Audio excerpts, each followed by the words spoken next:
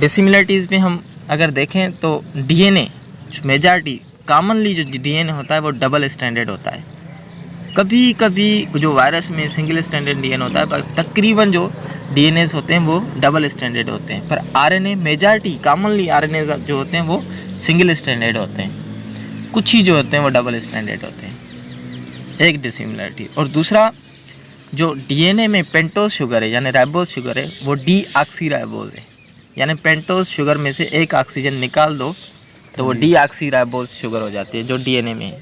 RNA में जो sugar है वो पेंटोज शुगर है यानी राइबोज शुगर है। ठीक है। और तीसरा जो इसका डिफरेंस है डीएनए जो है वो सिर्फ जो है न्यूक्लियस में पाया जाता है। अगर सेल में देखा जाए तो न्यूक्लियस में पाया जाता है, सही, न्यूक्लियस में। और आरएनए जो होता है वो न्यूक्लियस में भी पाया जाता है और साइटोप्लाज्म में भी पाया जाता है, सही है। ठीक है। बाकी डीएनए जो है वो और ऑर्गेनेल्स में भी प्रेजेंट होता है, जैसे माइटोकॉन्ड्रिया में भी डीएनए प्रेजेंट है, प्लास्टिड्स में भी डीएनए प्रेजेंट है, ठीक। पर इसका डीएनए ये जो आरएनए होता है ये और ऑर्गेनेल्स में प्रेजेंट नहीं होता, ठीक है।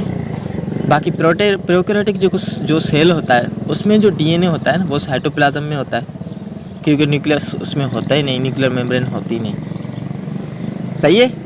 ये डिसिमिलरिटी समझ आ गई।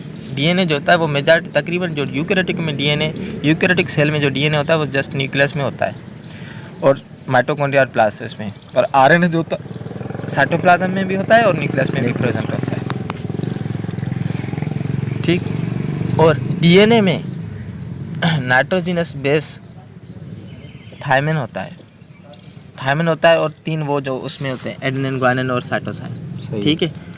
और आरएनए में जो रिप्लेस करता है थायमिन की जगह पे, थायमिडाइन की जगह पे यूरासिल आ जाता है, ये एक डिफरेंस है, ठीक है। यूनिक थायमिन डीएनए में प्रेजेंट होता है, अगर उससे निकाल कर वहाँ पे यूरासिल लगा दो तो वो आरएनए बन जाएगा। ये भी इसकी एक dissimilarities between the DNA and RNA.